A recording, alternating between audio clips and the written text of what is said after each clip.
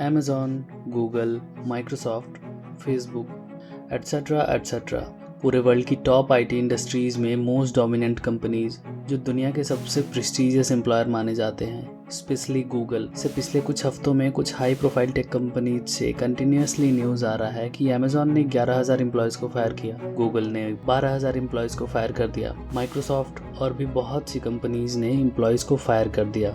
अचानक वर्ल्ड की top tech companies से इतने सारे एम्प्लॉयज़ को फायर क्यों किया जा रहा है? एक वेबसाइट है layoffs.fyi जो टेक स्टार्टअप्स लेऑफ्स और उन एम्प्लॉयज़ की लिस्ट को ट्रैक करता है जिन्हें उनकी जॉब से निकाल दिया गया हो, ताकि उन्हें उन कंपनीज के कांटेक्ट में लाया जा सके जहां हायरिंग चल रही हो। इस वेबसाइट के अकॉर्डिंग 2022 में ही ऑलमोस्ट 1,56,000 लोगों को जॉब से निकाल दिया गया था। आज के वीडियो में हम बात करेंगे कि ग्लोबली इतने सारे एम्प्लॉयज़ को उनके जॉब से क्यों निकाला जा रहा है। चैनल को सब्सक्राइब कर लीजिए और वीडियो को लास्ट तक ज़रूर देखिए। San Francisco-based Splunk announced job cuts. 150,000 tech workers have been laid off in 2022 alone. Fired by logging you out of your account. No prior warning. It's a tragic story and it's not a unique one. लगभग रोजाना कोई ना कोई company अपने कर्मचारियों को नौकरी से निकाल रही है। 23 जनवरी Swedish music streaming platform Spotify ने अनाउंस किया कि वह अपने ग्लोबल एम्प्लॉयज़ में से 6% एम्प्लॉयज़ को ले ऑफ कर देगा। और गूगल की पेरेंट कंपनी अल्फ़ाबेट ने भी 20 जनवरी को कहा कि वो 12,000 एम्प्लॉयज़ को नौकरी से निकाल देगा। पिछले कुछ हफ्तों में ऐसे ही कई हाई प्रोफाइल अमेरिकी टेक कंपनीज़ ने एम्प्लॉयज़ को फायर करने की अनाउंसमेंट की। ऐसा लग रहा है जैसे हर वीक आईटी सेक्टर में ले ऑफ का एक नया वेव आ रहा है। ये एक ग्राफ है जहां क्लियरली दिख रहा है कि कौन सी कंपनी ने कितने एम्प्लॉयज़ को फायर किया। आईटी सेक्टर में इतनी सारी कंपनीज़ अभी भी बिग प्रॉफिट गेन कर रही हैं। कुछ इंडिविजुअल कंपनीज़ में फायरिंग के कुछ स्पेसिफिक रीज़न हो सकते हैं, लेकिन सिलिकॉन वैली के ये टॉप टेक जाइंट्स कंटिन्यूसली बड़े स्केल पर जॉब कट ऑफ करते जा रहे हैं। टॉप टेक इंडस्ट्री में मास फायरिंग के रीज़न जानने से पहले मैं उन लोगों को बेस्ट विशेस देना चाहता हूं जो लोग इस क्रिटिकल सिचुएशन को फेस कर रहे हैं। आई होप आप जल्दी से इस बैड सिचुएशन से खुद को रिकवर कर लेंगे। अब बात करते हैं रिसेंटली टेक इंडस्ट्रीज़ में इतने सारे ले ऑफ के रीज़न के बारे में। कुछ एक्सपर्ट्स का कहना है कि इस मास फायरिंग का सबसे बड़ा कारण कोविड-19 पैंडमिक है। 2020 में जैसे जैसे लॉकडाउन हुआ, लोग क्वारंटीन हो रहे थे, वैसे वैसे हमारी लाइफ टोटली ऑनलाइन हो गई। ऑलमोस्ट सारी कंपनीज ने वर्क फ्रॉम होम अनाउंस कर दिया। थिएटर्स बंद हो गए, रेस्टोरेंट बंद हो गए, हम सभी को घर पर काफ़ी टाइम तक रहना पड़ा। इस बीच हमने बहुत ज़्यादा टाइम ऑनलाइन स्पेंड किया। थिएटर्स की जगह नेटफ्लिक्स, अमेज़ॉन प्राइम, हॉटस्टार ने ले ली। सारे मॉल बंद हो गए जिससे लोग अमेज़ॉन जैसे वेबसाइट से शॉपिंग करने लगे।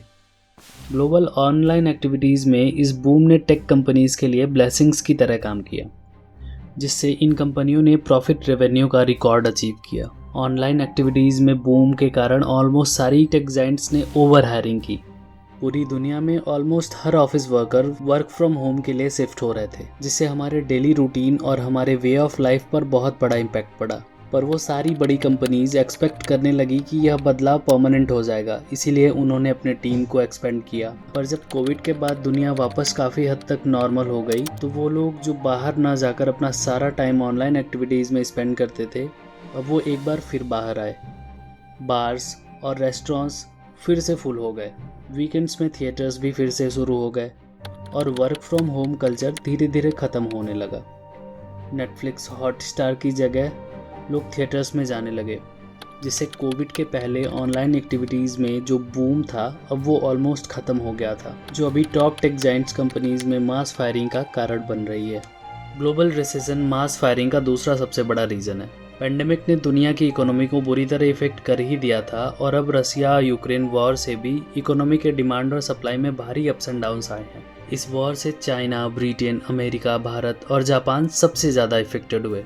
बड़ी टेक कंपनीज के टॉप मैनेजमेंट एक्सपर्ट्स आने वाले कुछ टाइम में मंदी का अनुमान लगा रहे थे। वर्ल्ड बैंक और IMF के इकोनॉमिस्ट ने पहले ही वार्निंग दे दी थी कि पूरे वर्ल्ड के 1/3 देशों में इकोनॉमी स्लो डाउन आने वाला है और जब भी मंदी आती है तो अनएम्प्लॉयमेंट रेट बहुत तेजी से बढ़ती है। 2022 के शुरुआती दिनों से ही इन्फ्लेशन बहुत तेजी से बढ़ रहा था। इन्फ्लेशन मतलब महंगाई दर।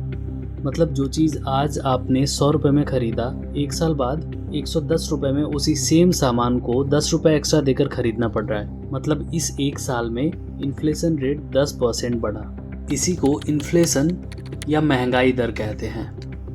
महंगाई दर बढ़ने से मार्केट में परचेजिंग पावर और कंजम्पशन कम होगा, और जब परचेजिंग कम होगी तो कंपनीज़ को प्रॉफिट नहीं होगी। प्रॉफिट कम होने की वजह से कंपनियों पर इन्वेस्टर्स का प्रेशर बहुत बढ़ रहा है। इन्वेस्टर्स ने कंपनीज़ की कॉस्ट कटिंग के ज़रिए प्रॉफिट मेंटेन रखने को कहा। कॉस्ट कटिंग या तो एडवर्टीज़मेंट कम करने से हो सकता है या एम्प्लॉयज़ को फायर करके, और एडवर्टीज़मेंट इन प्लेटफॉर्म्स का ज़्यादातर प्रॉफिट का सोर्स होता है। इसीलिए एडवर्टीज़मेंट कम ना करके ये टॉप टेक जायंट्स एम्प्लॉयज़ को लगातार नौकरियों से निकाल रहे हैं। सिर्फ गूगल, फेसबुक, अमेज़ॉन ही नहीं, बल्कि इंडियन स्टार्टअप जैसे बायजूस, ओला, अनअकैडमी, वेदांतु और भी बहुत सारी इंडियन स्टार्टअप ने भी ऑलमोस्ट 12,000 एम्प्लॉयज़ को अब तक फायर कर दिया है। भारत में मंदी का इफेक्ट अभी उतने बुरे तरीके से तो नहीं है, पर फंडिंग ना मिलने के कारण इंडियन स्टार्टअप्स प्रॉफिट मेंटेन रखने के लिए एम्प्लॉयज़ को नौकरियों से निकाल रहे हैं। तो इस वीडियो का बॉटम लाइन यह है कि टॉप टेक जायंट्स हर रोज़ बड़े स्केल पर फायरिंग करते जा रहे हैं। अगर ग्लोबली छटनी ऐसे ही होती रही तो इसका इम्पैक्ट जल्द ही भारत पर पड़ेगा। आई होप आपको ये वीडियो अच्छा लगा हो। अगर ये वीडियो आपको इन्फॉर्मेटिव लगा तो अपने फ्रेंड्स एंड फैमिली के साथ ज़रूर शेयर करें। एट द एंड वीडियो को लाइक, कमेंट और सब्सक्राइब भी ज़रूर करें।